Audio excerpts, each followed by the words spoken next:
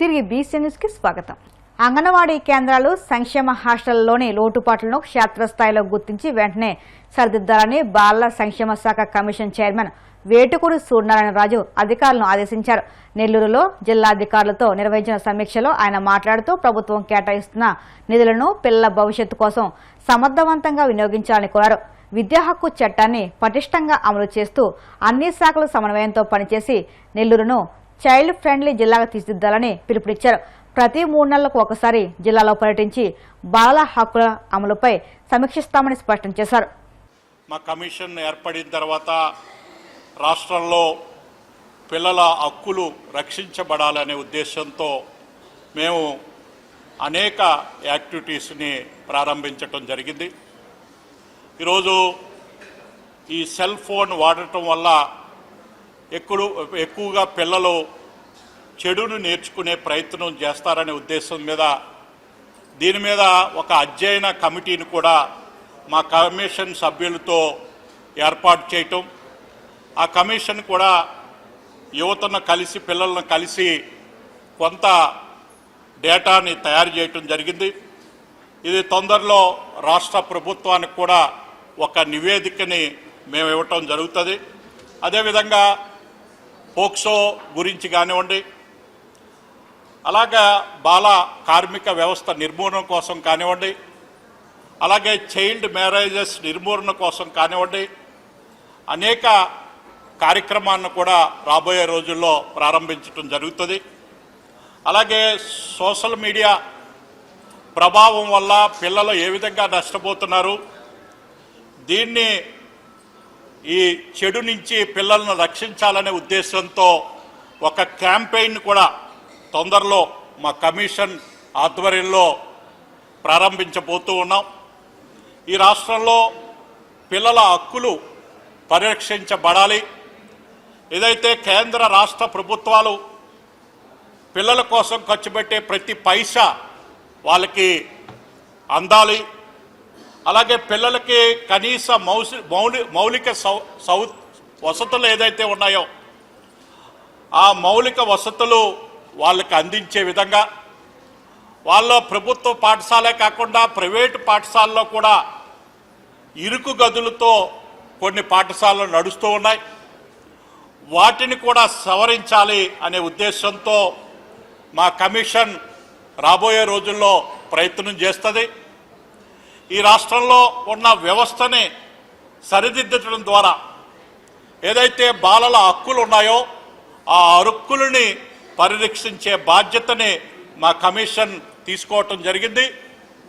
ఈ పిల్లల హక్కులని హరించే విధంగా ఎవరైనా ప్రయత్నం చేసిన పక్షంలో వాళ్ళ మీద కఠినంగా రాబోయే రోజుల్లో కమిషన్ వ్యవహరిస్తుందని ఈ సందర్భంగా రాష్ట్ర ప్రజలకు తెలియజేస్తూ, ఎక్కడైనా పిల్లలకి ఇబ్బంది కలిగినా, పిల్లల మీద ఆకృత్యాలకు ఎవరైనా ప్రయత్నం చేసినా వాళ్ళ హక్కుల కోసం, వాళ్ళ రక్షణ కోసం మా కమిషన్ పనిచేస్తుంది. ఎల్లప్పుడూ వాళ్ళకి అందుబాటులో ఉంటుంది.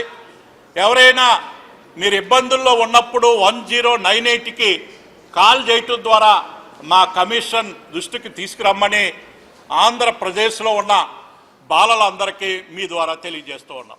చంద్రబాబుకు మావిగన్ షాక్ కొట్టిందని, అందుకే అమరావతి అద్దాలు మారుస్తున్నారని మాజీ ఎంపీ మార్గాని భరత్ ఆక్షేపించారు. అమరావతిలో ఇప్పుడు కొత్తగా విజయవాడ, గుంటూరు ఉన్నాయని సీఎం చంద్రబాబు చెబుతున్నారని, కానీ ఆ 2 నగరాలు రాజధాని ప్రాంతానికి దూరంగా ఉన్నాయని ఆయన ప్రస్తావించారు. పైగా అమరావతిలో లక్షల జనాభా లేదని, పోర్టులు, రైల్వే స్టేషన్లు, ఎయిర్పోర్టు, నేషనల్ హైవేలు లేవని గుర్తు చేశారు. అదే మావిగన్లో అన్నీ ఉన్నాయని, 45 లక్షలకు పైగా జనాభా, రైల్వే స్టేషన్లు, ఇంటర్నేషనల్ ఎయిర్పోర్టు, మెడికల్ కాలేజీలు, యూనివర్సిటీలు కూడా ఉన్నాయని చెప్పారు. ప్రజలను గందరగోళానికి గురి చేయడానికి చంద్రబాబు అమరావతి నిర్వచనాలు మారుస్తున్నారని దుయ్యబట్టారు. గుంటూరు కలిపావు, అమరావతితో పాటు ఆవిగన్నని కలిపావు, తప్పేం చేసింది మచిలీపట్నం అని అడుగుతా ఉన్నా. ఇప్పుడు పక్క రాష్ట్రాలు గుర్తిస్తూ ఉన్నాయి మచిలీపట్నం యొక్క ఇంపార్టెన్స్ గురించి, ఆ పోర్ట్ గురించి, రామాయపట్నం పోర్ట్ కానీ, లేకపోతే దుగ్గిరాజుపట్నం పోర్ట్ కానీ, లేకపోతే మచిలీపట్నం పోర్ట్ గురించి కానీ. పక్క రాష్ట్రము తెలంగాణ ముఖ్యమంత్రి రేవంత్ రెడ్డి గారు సాక్షాత్తు ప్రధానమంత్రి గారిని కోరారు, మాకు 10 లైన్ ఎక్స్ప్రెస్ హైవే కావాలి మచిలీపట్నానికి అని కోరారు.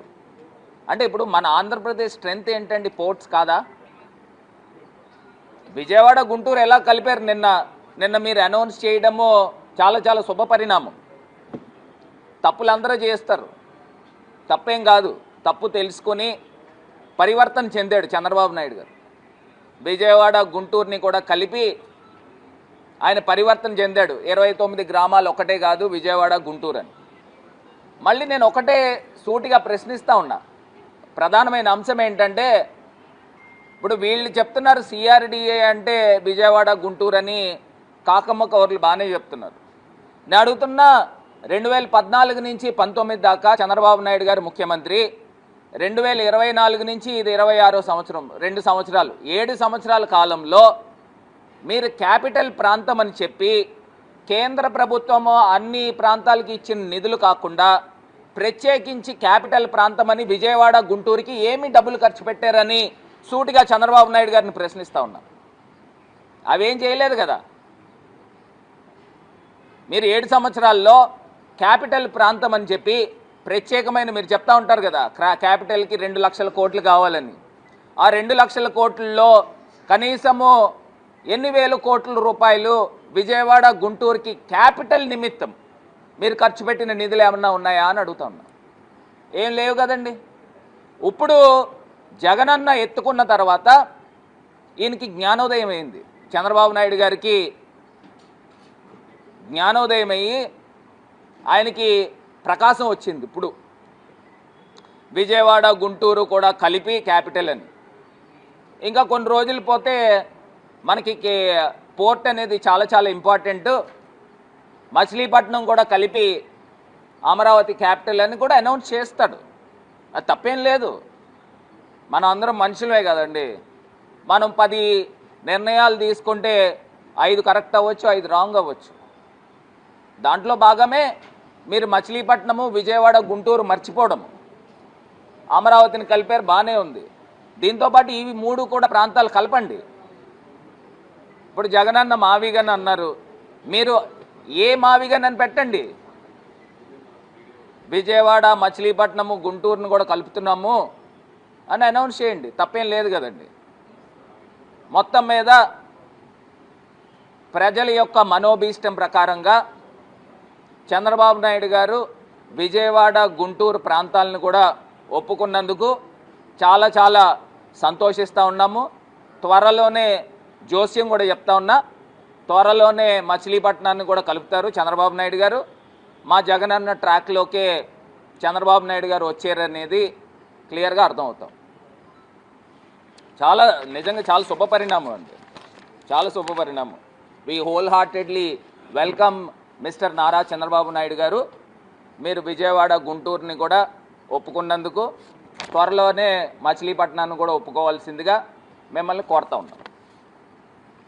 ఇంకొకటి, నారా లోకేష్ గారు విద్యాశాఖ మంత్రి గారు, ఆయన పెద్ద బాజాలు కొట్టాడు.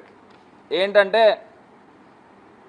టాటా పవర్ని నెల్లూరుకి 10 గిగావాట్ల ప్లాంట్ని తీసుకొచ్చారని 6 నెలల క్రితం అనుకుంటా, లేకపోతే సంవత్సరం క్రితమే 6,000 కోట్ల రూపాయలు 10 గిగావాట్స్ పవర్ ప్లాంట్ని నెల్లూరు ప్రాంతానికి తీసుకొచ్చామని. నేను అడుగుతా ఉన్నా, ఇదే పవర్ ప్లాంట్ ఒడిస్సాకి తరలిపోతున్నట్టు వార్తలు వస్తూ ఉన్నాయి. దీంట్లో ఎంతవరకు నిజాలు ఉన్నాయి? మీరు అధికారికంగా ఆంధ్రప్రదేశ్ రాష్ట్ర ప్రభుత్వము ప్రకటన చేయాల్సిందిగా డిమాండ్ చేస్తూ ఉన్నాం. వీళ్ళు చేసే కార్యక్రమాలన్నీ కూడా ఈ 2 సంవత్సరాల కాలంలో జగనన్న టేకప్ చేసిన ప్రాజెక్టులనే. ఏలూరు జిల్లా భీముడోలు మండలం పూళ్ల గ్రామం పడమర వీధికి చెందిన గ్రామస్తులు గురువారం భక్తి శ్రద్ధలతో గ్రామదేవత శ్రీ భవానమ్మ అమ్మవారికి ఆషాఢం సారె సమర్పించారు. సాంప్రదాయ వస్త్రధారణలో వందలాది మంది మహిళలు మేళతాళాలు మంగళ వాయిద్యాల నడుమ ఊరేగింపుగా ఆలయానికి చేరుకుని ప్రత్యేక పూజలు నిర్వహించారు. గ్రామంలో సకాలంలో వర్షాలు కురిసి పంటలు సమృద్ధిగా పండాలని, గ్రామ ప్రజలంతా ఆయురారోగ్యాలు సుఖశాంతులతో ఉండాలని అమ్మవారిని వేడుకున్నారు. స్వీట్లు, పండ్లు, చీరలు, గాజులు, పసుపు, కుంకుమతో కూడిన ఆషాఢం సారెను సమర్పించి మొక్కులు చెల్లించుకున్నారు. ఆలయ ప్రాంగణం భక్తులతో కలకలలాడగా మహిళల భక్తి గీతాలు, హారతులతో ఆధ్యాత్మిక వాతావరణం నెలకొంది. వార్తలు ముగించే ముందు ముఖ్యాంశాలు మరొక్కసారి. పార్వతీపురం మన్యం జిల్లా గుచ్చిమిలో కుంకి ఏనుగుల శిబిరం ప్రారంభం. మానవ గజరాజుల ఘర్షణ నివారణకు ఇది కొత్త అధ్యాయమన్న డిప్యూటీ సీఎం పవన్ కళ్యాణ్. భోగాపురంలో విమానాశ్రయంతో పాటు మరికొన్ని ప్రాజెక్టులకు ప్రధాని మోదీ శంకుస్థాపనలు, ప్రారంభోత్సవాలు చేయనున్నారు. మంత్రి కొలుసు పాదసారథి వెల్లడి. ప్రభుత్వ నిర్లక్ష్య వైఖరి కారణంగానే రాష్ట్రంలో పొగాకు రైతులు ప్రతిరోజు ఆందోళనలకు దిగుతున్న పరిస్థితులు తలెత్తాయి. వైసీపీ ఎమ్మెల్సీ తోమాటి మాధవరావు ఆగ్రహం. నెల్లూరు జిల్లాలో అంగన్వాడీ కేంద్రాలు, సంక్షేమ హాస్టల్లోని లోటుపాట్లను గుర్తించి సరిదిద్దాలి. అధికారులను ఆదేశించిన బాలల సంక్షేమ కమిషన్ చైర్మన్ సూర్యనారాయణ రాజు. ఈ వార్తలు ఇంతటితో సమాప్తం. మరిన్ని వార్తల కోసం BCN digital YouTube channel, Facebook పేజీని ఫాలో అవ్వండి. అప్డేట్ వార్తల కోసం ప్లీజ్ సబ్స్క్రైబ్.